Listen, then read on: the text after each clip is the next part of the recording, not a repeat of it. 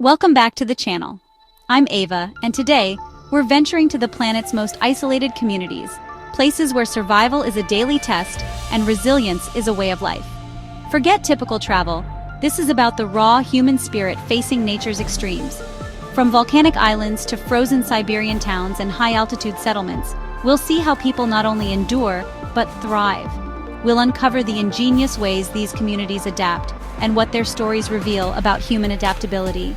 So grab your gear. This is a journey into the heart of human resilience. Let's get going.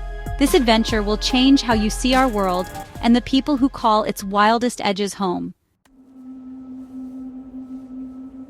Tristan da Cunha, remote, wild, and fiercely resilient.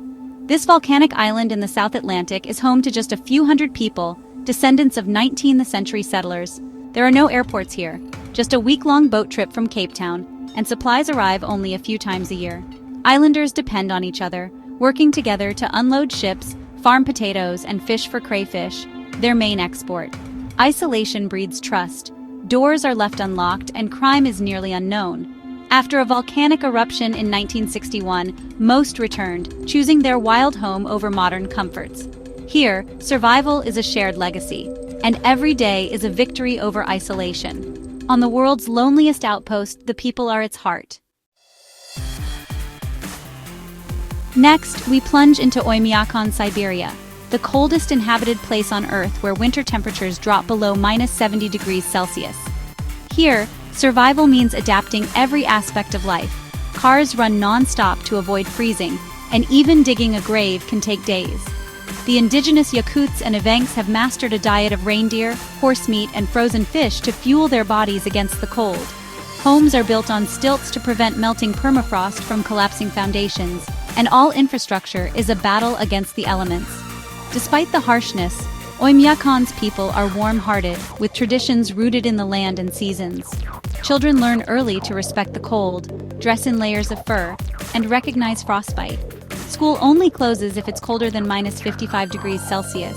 The landscape is starkly beautiful but deadly. Minutes of exposed skin can mean frostbite. Yet families thrive, and the community is everything. In this environment, neighbors are lifelines. Helping each other is an unspoken rule. The shared struggle forges deep bonds. Oymyakon is a symbol of human endurance, where warmth comes not just from fire but from connection. Life here is a paradox, breathtaking beauty, relentless danger, and a community that endures. The people have carved out a life where most would never dare. Their resilience is legendary. Every day is a triumph over the cold. Oymyakon stands as proof that humanity can adapt to even the harshest extremes. The pole of cold is more than a place. It's a testament to survival. Here, the cold is a constant adversary, but the human spirit prevails. The lessons of Oymyakon are universal: adapt, connect, endure. In the world's coldest town, life is a daily act of courage. The warmth of community is their greatest defense. Oymyakon endures, and so do its people. Now, to La Rinconada, Peru, the world's highest permanent settlement perched over 5,100 meters in the Andes. Life here is a struggle for breath. The air is thin, and altitude sickness is common. The town is a chaotic sprawl clinging to a glacier, with no running water or sewage, and homes made of tin.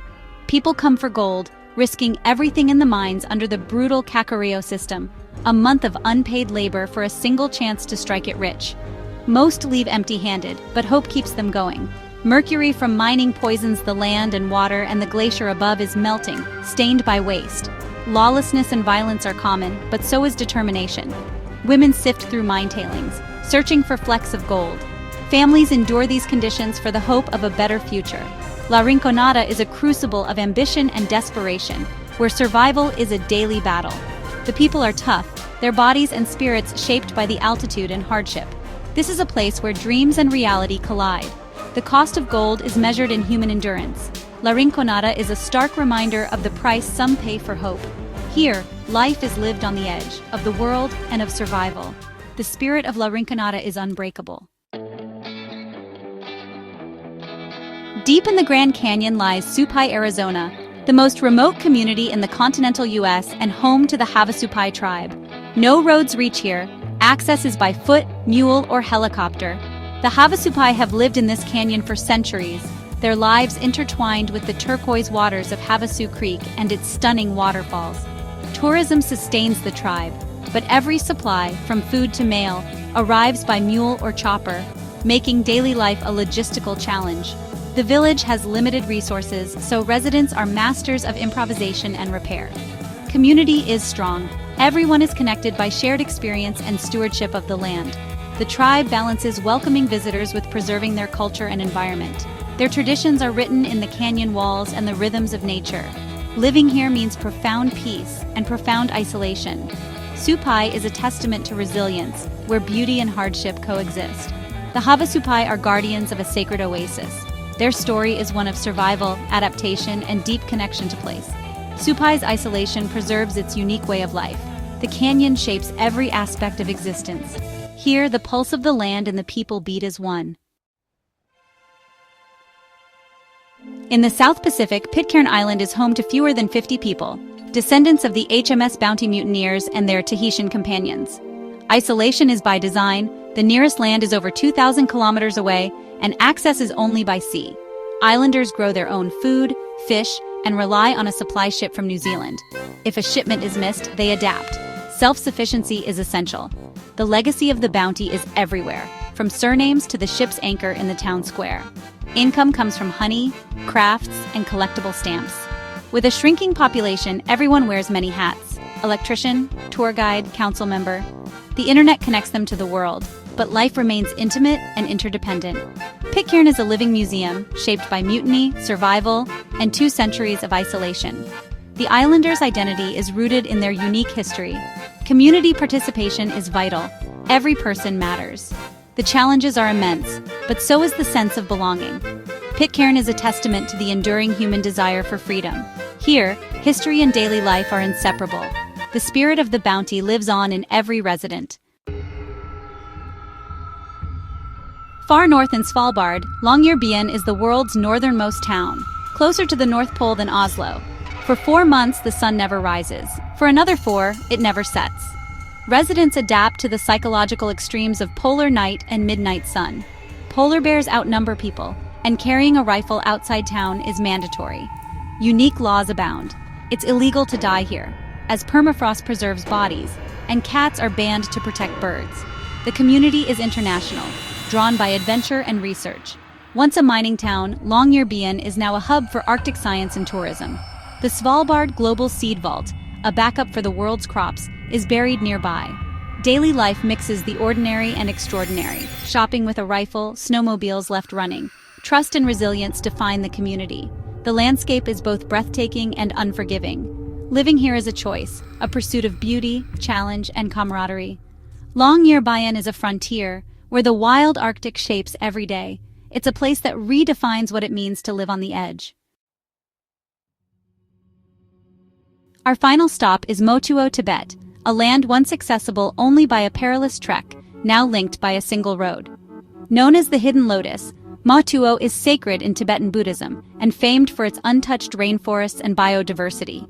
The journey here was once an epic pilgrimage through forests, rivers, and mountains, preserving Motuo's pristine nature.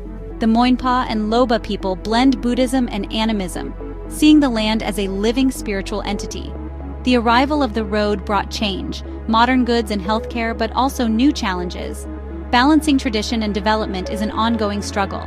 Self-sufficiency remains central: farming, foraging, and deep knowledge of the land. Motuo is a sanctuary where faith and nature are one. Visiting is a journey back in time, to a world shaped by sacred geography. The people's connection to the land is profound. Motuo's story is one of resilience, adaptation, and reverence for the earth. Even in a connected world, hidden sanctuaries endure. Our journey to the world's remotest corners ends here. From Tristan da Cunha to Motuo, we've seen how people build vibrant communities in the harshest places. These aren't just dots on a map. They're living testaments to resilience and ingenuity. The heart of adventure is found in the people and their stories. Thanks for joining me. Your support fuels our next journey.